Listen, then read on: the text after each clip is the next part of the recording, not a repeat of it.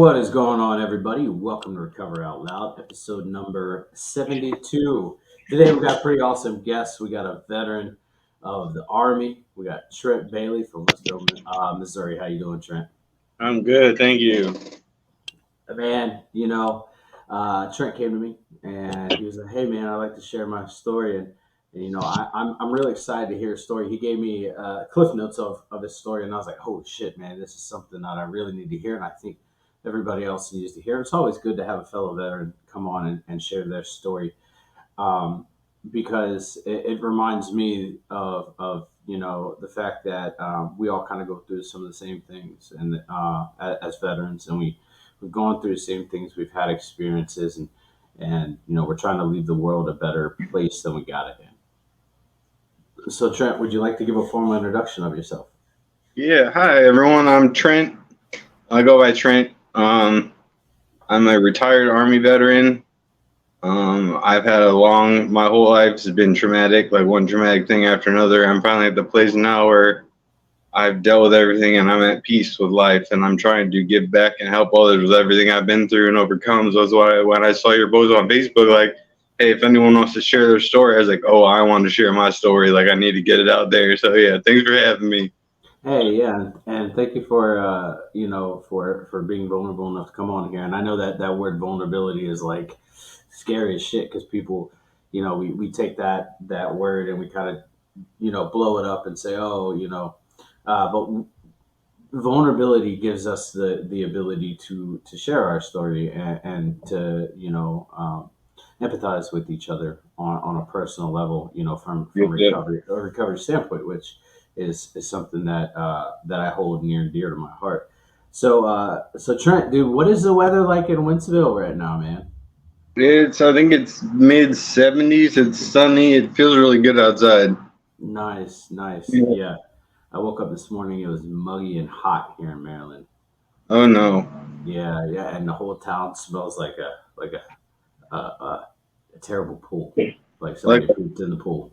oh no, the whole time. Oh shit. No, Yeah. we live in Wentzville, and when I moved here 2.5 years ago, I bought this house. It was really nice. Like it was like kind of like out in the middle. Like no, it wasn't developed yet, right? Mhm. Now they're developing all these neighborhoods and stores around us and shit. Like it's so congested, and they're doing construction. Like told my wife, like we're gonna have to get the fuck out of here soon. Like there's way too many people here. Like I don't like this. Yeah, you got there and there was nobody. Now Yep. they now because you moved in, there goes the neighborhood, bro. I know, right? Just because I'm here. That's funny. You just showed up and everybody else is like, "Fuck it, we're gonna be Yep, here. yep. Trent's here. We're gonna move in there. Yep. We're gonna disturb his peace." Yeah, yeah. Yeah, man. Yeah, I live in a Civil War town out here in Maryland. It's Sharpsburg, the home of the Antietam battlefield, and I love it. But I got home last night after dinner, and I was just like, I stepped out of the car. I was like, why does the whole town smell like somebody pooped in the pool? And so yeah, it was crazy. It was madness. Yeah. Yeah, and then I woke up this morning and it smells like two kids pooped in the pool. So Oh shit. So yeah, it's getting better then. That's good. something like that, something like that. But anyways, that's not why we're here. We're here for Trent. We're here to hear his story. So, man, Trent, where are you originally from? Where were you born and raised? Well, so that's a long story too. I was born in Utah. I was raised Mormon. Um, so when I was 6, I was molested. Mm. And when my parents found out, they didn't call the police, get anybody involved. They just moved. So we were living in Michigan at the time, and they just moved to Missouri. And that is when I started blocking out my memories. So I have blocked out the majority of my life, and it's only through like introspection and meditation that I've started bringing some of those memories back. But Yeah, it's still scarce. But so I grew up most of my life. I moved to St. Charles, Missouri when I was 8, and I left when I was 19. I joined the army. yeah, Yeah. yeah, dude. Um, yeah, you had mentioned when we were talking about growing up and having religion shoved down your throat. Mm, I can relate, dude. I can relate. I grew up Mennonite, which is like just about a step above Amish, dude, and like it was a constant thing, and it was fear of it was the fear of messing up. It was the fear of Yep. not being good enough, Yep. and then it all turned south. Did you ever find out from your parents why they just moved instead of getting the police involved? Never brought it up to him. We haven't talked about it. My dad has stage 4 pancreatic cancer, and he's gonna die in the next few months. Oh, And since he's nearing the end of his life, my mom is getting a lot more open with me. yeah, So I'm thinking he was the reason why they just up and moved. And when he dies, she's gonna open up to me about a lot of shit. So we'll see what happens. But past is the past. I can't do anything about it. So there's no point in dwelling on it. So I just let it go and forgave him. very true, very true. To be continued. Yep, yep. That's A a whole TB. nother conversation. That's that's that TBD uh, on any paperwork you see. To be determined. Anyways, man. So why did you join the army? Of all things you could have done, why did you join the army? all right. So this is a fun story too. I have a lot of fun stories, and when I say fun, it's usually fucked up. So Hey, all right. go for it. That's what we're here for. All right, cool. So when I was 17, I was like you, like fear of messing up. Like I was perfect, the perfect Mormon boy. Like did everything by the book. And when I was 16, I started going against the rules. I got kicked out of the church 3 separate times, and each time they let me back in. So I started looking at like the Mormon religion. Like if you start looking at it, like analyzing it, like you can poke all sorts of holes in it. Like it doesn't make any sense. So I started asking questions. No one had answers for me. So I told my parents I didn't want to be Mormon anymore. They at 17 they kicked me out of the house, disowned me, didn't talk to me for 8 years. So I go from this super structured life where everything's planned, everything's provided. They just fucking threw me out into the world. So I did a lot of bad shit. I killed my first person when I was 17. I killed 3 more before I joined the army. I hated my life. Like I tried to kill myself 4 times, didn't work. So my thought was I will join the army, do the most dangerous thing I can possibly do, and I will have someone else do it for me because I can't do it myself. Yeah. So that is why I joined the army, because I wanted to die in their life killing people. It's fucked up to say out loud. I mean, it is, but it's a dangerous, it's a dangerous lifestyle to lead. Yeah. Uh, we'll get into that part of your career in a second, but the mind frame of like, just the abandonment portion alone is rough to deal with. Hmm. I was kicked out when I was 16 out of my dad's Yeah. house and moved back down here to Maryland. And I remember just not knowing what the fuck I was going to do with my life. Yeah. I mean, even then, at the age of 16, 17, you really don't have a grasp on who you are, and that's what we were trying to find out is who are we. Yeah. So you joined the army. Where'd you go to basic training at? I went to basic at Fort Benning, Mm, graduated basic, and I went to airborne school, and I went to ranger school. And in ranger school, I was approached by a third party company that wanted to train me as a tracker. They said if they did that, all my shit would be classified. So my deployment's not on my record. None of my injuries are recorded. I didn't get medaled, nothing. And I was thinking about this a lot too yesterday. And why they pick me? Like out of everybody, like why me? And because I didn't have family. I never communicated with anybody outside of where like ever. And what I did, hold on, I'm trying to think where I want to go with this. So, hold on, sorry, it's all right. you're good. All right, so when I went in, or let's skip over that. I don't. So sorry. Hold on, I need to collect myself. Give me a minute. Sorry. It's all right. It's all right. No worries. No worries. So yeah, uh, I think a lot of I know when I talk about my experience and I tell people I joined airborne school. Um, People are like, why the fuck would you do that? Right? Mm-hmm. And I always joke around and I say, $150 is $150, Yeah, yeah. right?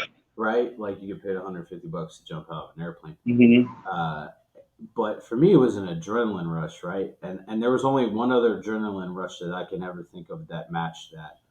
What was it for you? Why did you want to join the airborne community?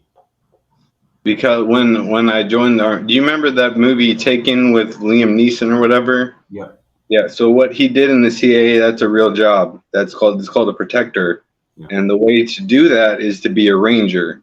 So that was my end goal. Was like if I didn't get killed in Afghanistan, that's what I was gonna do. Just go around the world killing motherfuckers. Like that sounded awesome.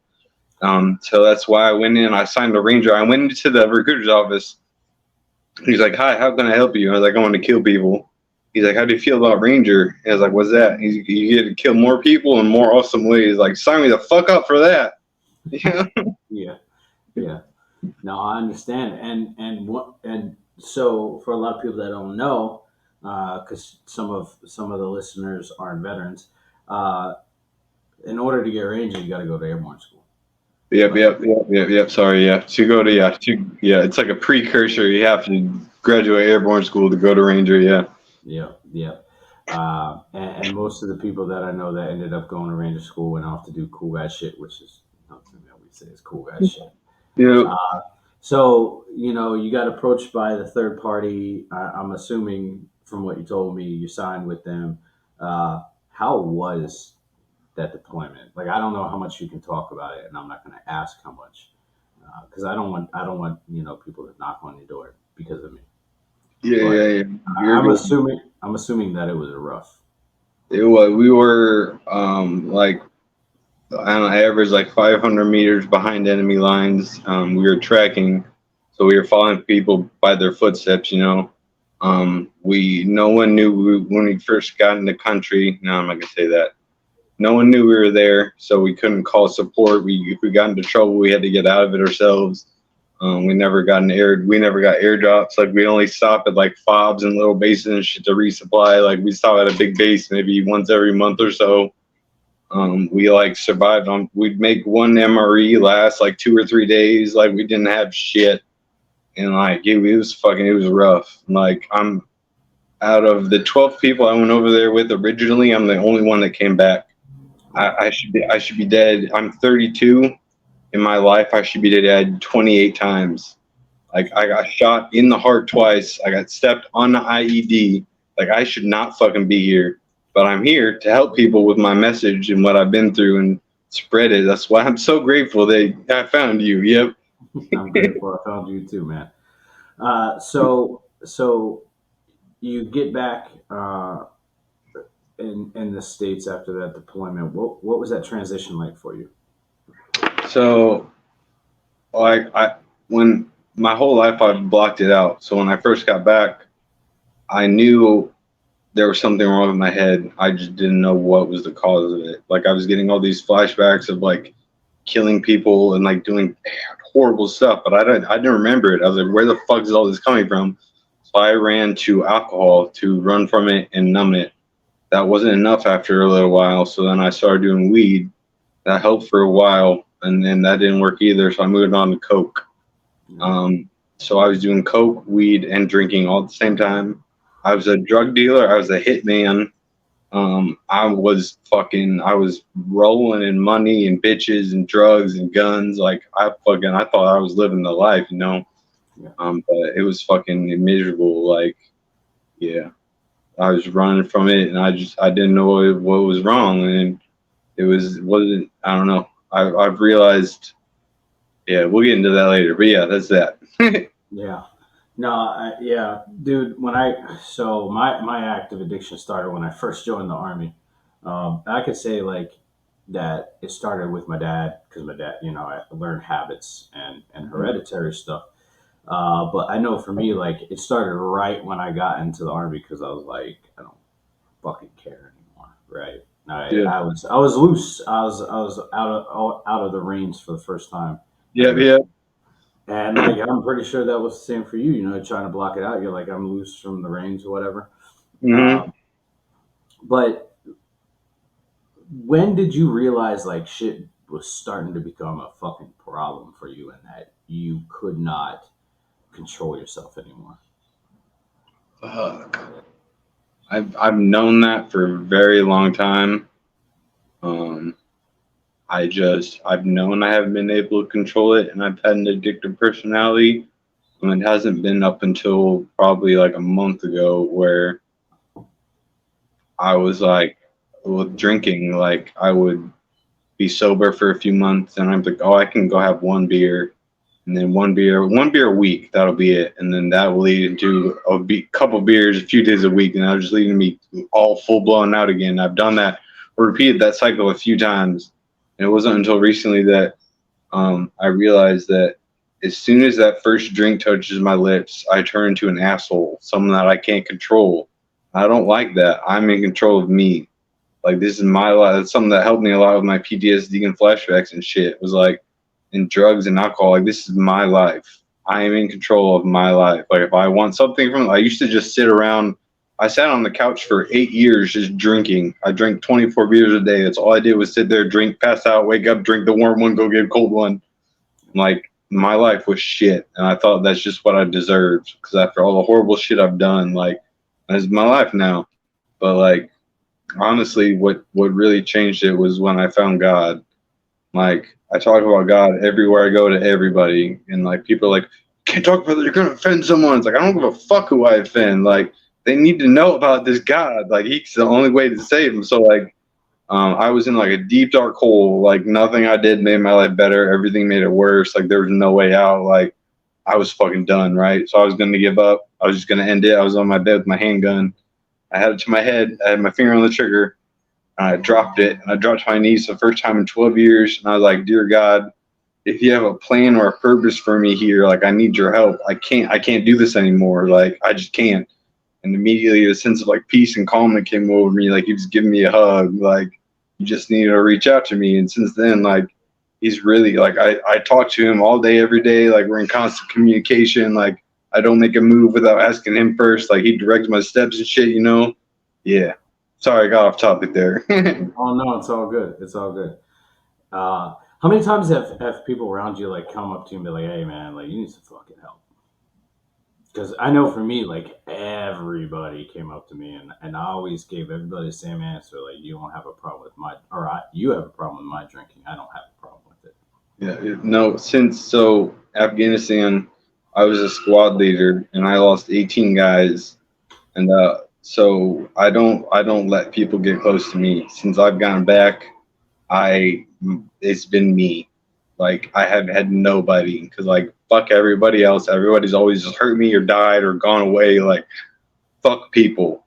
Like up until recently, like I fucking hate people. Like now, like I love connecting with people, getting to know people, but no, no one knew I existed, so no one had a problem with it, you know. Yeah, yeah. I feel you, man. I feel you. So, um, what was that moment that you said, I fucking need help and I need something to change for my life? What was happening? Shit just kept piling up, like stressor after stressor, like bad news after bad news. Like there was nothing; it just kept coming, and like there was nothing I could do, and like the person I used to be, I tried to control everything. Everything was under my control. Like the outcome was dependent on me, right? What I did, you know. So I just got to the point where there was just so much I just couldn't do it anymore, and that's something that I've come to realize is like I'm not in control of shit. Like this whole life is like according to God's plan, right? Like I don't stress about anything anymore. Like I don't have anxiety. I was diagnosed with major PTSD, severe depression, anxiety, borderline personality disorder. Like I got a lot of fucked up shit wrong with me, right? Yeah. But like I'm not worried about anything because I know time and time again over my life, God's always taking care of me. Like with situations we've had going on recently, like I haven't freaked out about them; they've worked out. Like I haven't freaked out like I used to be overreacted and like, oh my god, I gotta go do something now. Like I just sat back and waited. Like when you're patient, shit comes to you, you know? Yeah. That's one of the things that I learned in my recovery was, and up until very recently, I used to just freak out over everything. Mm-hmm. Dude, the smallest thing would just set me off, and I couldn't figure out why things weren't working the way that I wanted them to work, and it was because I was trying to make them work. Right? I was trying Yeah. to force my fucking way into it, and really, in all reality, like I didn't have shit to do with the situation. I just had to let it play out the way that it was going to play Hmm. out. And then once I don't, you hear all the sayings in AA, and we'll get into that in a second. You hear all the sayings in AA of, live and let God. And I hated that. I hated that saying. I hated that fucking slogan because how am I going to live and let something that at the time, and it's just a higher power, uh, how am I going to let something that isn't physically here interfere on my behalf? Yep, yep, It's yep, easy. It's that easy. Just like not do anything. Just let yep, it yep. happen. No, I've been going to AA every morning for about 3 weeks now. Every morning at 7 a.m. I go, and I've talked a lot about how I've been in recovery for like 8 years, but in the first 3 steps it says stuff about God. I was so closed off to God. I hated God for so long. Like he was the reason all this fucked up shit's happening to me. Like he hates me. That's why he's sending all this shit to me. Fuck you, God, right? Yeah. So I'd go into the first 3 steps. It would say God. I was like, nope, this isn't for me. This isn't gonna work. But now this time going in, like I love God, and so this is really working for me. You know? Yeah, a lot of that is a hang up for a lot of people is they see the word God and the more you travel into the big book or the more you travel into recovery, it's not necessarily the version of God. It's God how you see fit or how you see God, right? So my version of God is different than yours, different Yep, from yep, everybody else's, and it's just that one thing, that one spiritual thing, and it could be a fucking doorknob. They even say that in the meetings and it could be a hmm, doorknob to get you out of the room, but it's yep, something to help keep you sober and help keep you in your program. yep. So what was that first AA meeting like for you? Like, I know what it was like for me. What was it like for you? So the very first one I ever went to, I remember it very clearly. So I had just finished a 6 pack, Mhm. and my mom called me, I think. And I answered, and I was drunk as fuck. And she's like, "You need to go to an AA meeting." And I was like, "But I'm drunk as fuck, mom. Like, I can't go to an AA meeting." Yeah. She's like, "Get off your ass and go do an AA meeting." So I go to this AA meeting, like 15 minutes late, like I'm stumbling in and shit. Like everyone turns to look at me. I feel like all the eyes are on me. Like they know I'm drunk. Like fuck. Like I felt super judged. And we're outside. We were talking, and this one guy's like, "So how long have you been sober for?" And I was like, "Oh fuck, I can't tell him. I just drank." So I was like, "I've been sober for 2 months now." And he's like, "Good job, man. Where'd you go?" I was like, "I feel like a piece of shit now." Yeah. Yeah, definitely. Um, for me, I remember my first meeting was a speaker meeting, and my dad was the speaker at the meeting. Oh shit. So I had to listen, and I wasn't sober at the time. I was sober in the meeting, but I Uh, wasn't like living in recovery. uh, And I had to listen, and this was before my relationship with my dad got better. After the meeting, I sat there and I was like, I just had to listen for an hour of my dad preach about himself and how good he is as a human being, but he won't talk about the fucked up shit he did to me as a kid. yeah. And dude, it was just like crazy. But then, mere years later, I'm in the rooms, doing the work that he was doing. So Mhm. it was very crazy for me to like look back and be like my first AA meeting was hearing my dad speak Yeah, and being yeah. able to fucking hear it. You know what I mean? Uh, But yeah, we had talked earlier about your relationship with your parents and how it was strained. How did they enter back into your life? all right. So I don't remember how long ago it was, but my dad randomly called me up. I was like, "Hey, I'm paying for a deep sea fishing trip. Do you want to come?" Like, I hadn't talked to this guy in like 2 years at this point, right? That's weird as fuck. Sure, I'll go. Whatever. So we went, and we were walking on the beach one day, and had a really bad flashback. Like I saw it, like it was happening, right?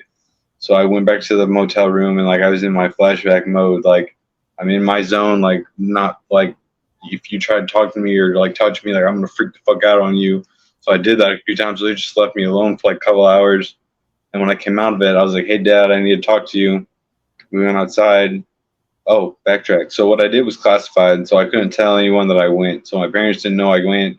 My ex-wife, I told her we were living in Texas. I told her to move back to Missouri with my daughters because I needed some time to work on me. So she didn't know I went. My parents didn't know I went. So back to where we were, I told them, hey, I need to talk to you outside. So we went outside, and I was like, I need to tell you something. I told him I was in Afghanistan for 9 months. He's like, what? And like, yeah. And like, he asked me questions, and I was super completely honest with him. So that gave them reason. Like my whole life, I've been the fuck up. Like I've done, they've had to bail me out more times than I can count, right? Yeah. But I think that gave it reason. Like he wasn't just doing fucked up shit 'cause he's a fucked up individual. He's got legit reasons, you know. Yeah. So we talked pretty close up until I got with my current fiance. Because I've always been the kind of guy that calls mommy and daddy for advice. Like, what do you think I should do? Like, I don't know what to do. I'm lost. Like, help me, right? Yeah. And with her, Stacy, she's helping me speak up for myself, advocate for myself, stand up for myself. Like, even with my ex-wife, like I used to just roll over and do whatever she wanted me to do. Now I'm standing my ground. Like, no, and they don't like that, and because they're not in control anymore. So, um, the last time I talked to my dad was on Father's Day, and before that it had been 2 months. Like they don't agree with my lifestyle. They don't like my fiance because she's not Christian. Like she believes in God. She believes in a God, which is a higher power, which is what we all need to be searching for. So she believes in God, but she's not a Christian, God fearing woman. So you need to fucking drop her and go find someone else. Like those are my dad's exact words. Like no, like she's helping me. She's amazing, and like I don't know. It's taken me a long time to find her. Like I gave up. Like there's no one out there for me. And then here comes this ray of sunshine. You know. Yeah. Yeah. Yeah. Yeah. Dude, I can relate, to a degree. I used to call my parents all the time, to get advice.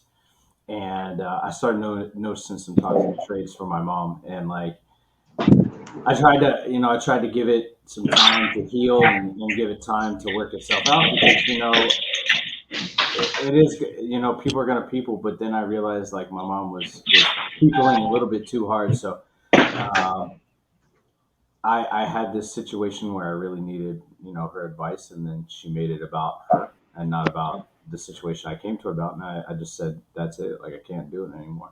Yeah. And that was in December, and January rolls around, and I told her, hey, look, man, like, can't do this anymore. Right. Like, I need to take care of me. And all of a sudden I became a bad guy because I stood up for myself.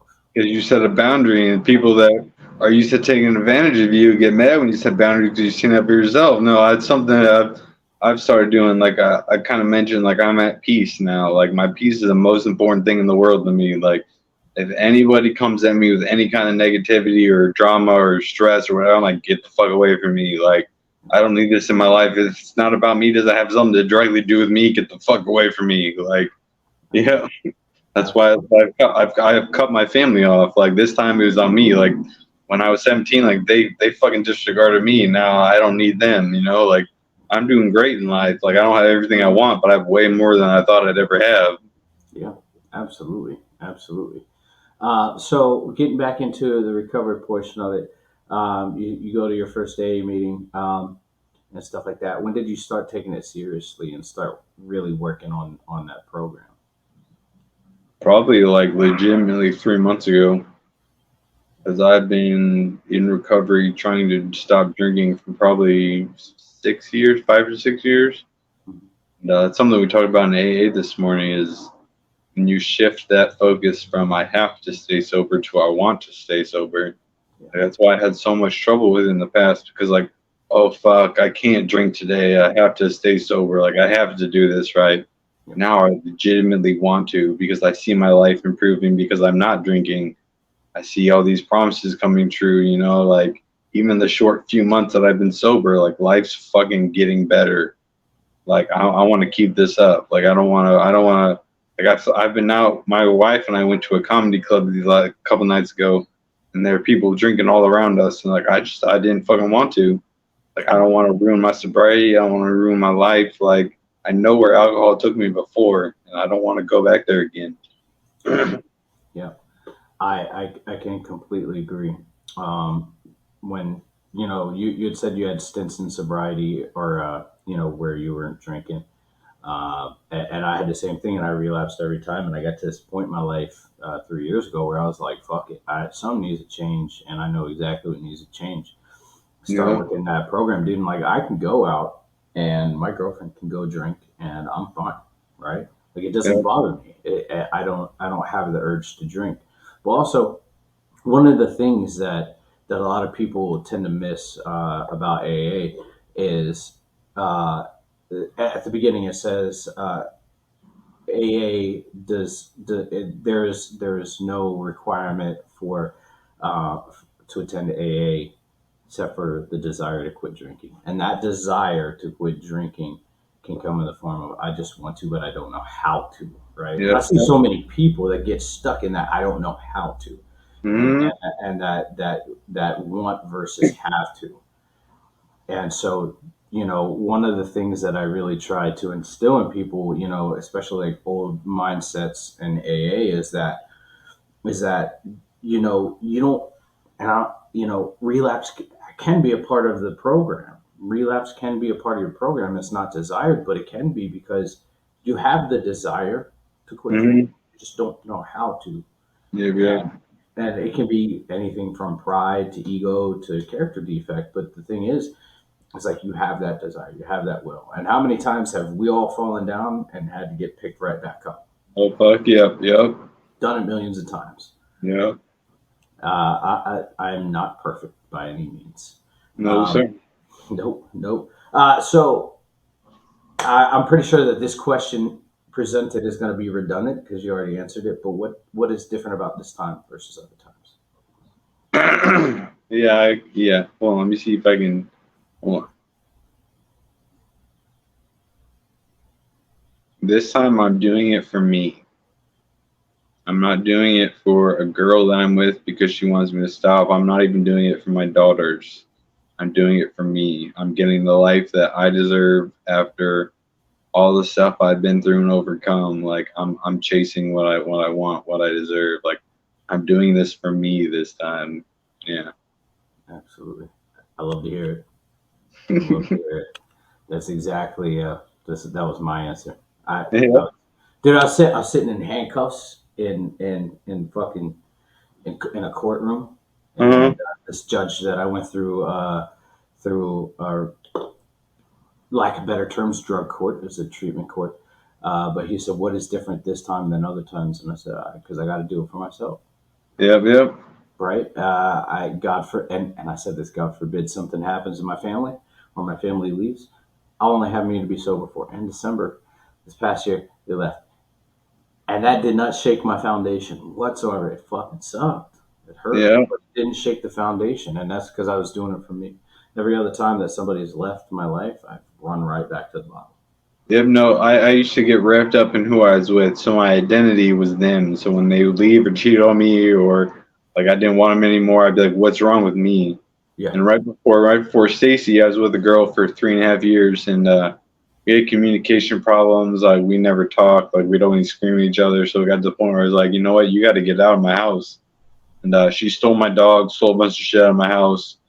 We think she's still breaking into my house, but she doesn't take anything, which is weird as shit. But yeah, I don't remember where I was going with that. But yeah, Yeah, dude, and it's that willingness to do it for yourself, right? And to be the better version of you mm, every single day. So before we wrap up shop, I got two questions. The first one is, what's in the future for Trent Bailey? so my purpose on this earth is to help people with everything I've overcome and how I've overcome it and just how I've dealt with everything. So I don't know how exactly it's gonna come, but I know it will. Like I will be in a position where I can help people. Like I'm already helping people on the like I wake up every day like send me someone to help. But I want to help people on like a greater scale because I have a lot of knowledge in this head, and like I know I can help a lot of people. So I don't know exactly what it holds, but I know it's going that direction. I hear you. I hear you. And second question: if you could give a word of advice or a piece of it, advice to somebody that is still struggling in their active addiction, or they're in the early recovery and they don't know where to go or what to do, what would you give to them? Reach out to someone. Reach out to people. Like, people are afraid, like, oh, I don't want to bother them with my problems. Like, they have so much they're dealing with, whatever. Like, we have all been there before. Like, anyone who has been sober for any amount of time has been there. Like, reach out to us. Like, we will help. Like, with my wife, like, past few days, I've been dealing with a lot of shit in my head. Instead of dealing with it all alone in my head, I voice it. I say, hey, I need to talk through something with you. And she talks me through it, helps me make sense of it, and calms me down. Like, we have all been there. Just reach out to someone. There's nothing. This is so much easier when you have strong people around you, people that will help keep you strong and encourage you. Yeah, that's what. Yeah, that's what I got. Yeah, I think going on that piece of advice, that's good. I think we get wrapped up in the semantics of like what we think people are going to say to us Hmm.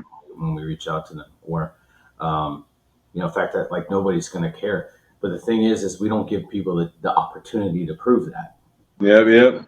So absolutely 100% correct. Trent, I would like to thank you for sharing your story with me, and being vulnerable and talking about some of the things that kind of suck, and and in your past, but how you move past that, and how you are striving to be a better person every day. Thank you. Thank you very much. I appreciate it. And everybody, thanks for hanging out with us. And uh, as usual, if you guys need anything, reach out to me. My link tree is in the bio. Reach out to Trent. Yeah, If you guys. I'm a retired vet, so I'm never doing nothing. So I'm always free. Hit me up. You need to talk. I'm not. Yep. Hit me up. Yep. And contrary to popular belief, I am a glorified errand boy now. So that's all I do. I just do errands. But anyways, we're gonna go ahead. We're gonna close up shop. We're gonna go ahead and call this an episode. If you guys liked what you've seen and you enjoyed the content, give it a like, subscribe. It's free. It helps me out. And if you don't like the content later on, you don't have to. You can unsubscribe. That's fine. And if you do like this and you like other content that's being pushed out, share it, comment. I like to hear what you guys have to say. And so, until next time, thanks for being here. I love you guys. Be good. Bye, everybody. Have a good day. Bye.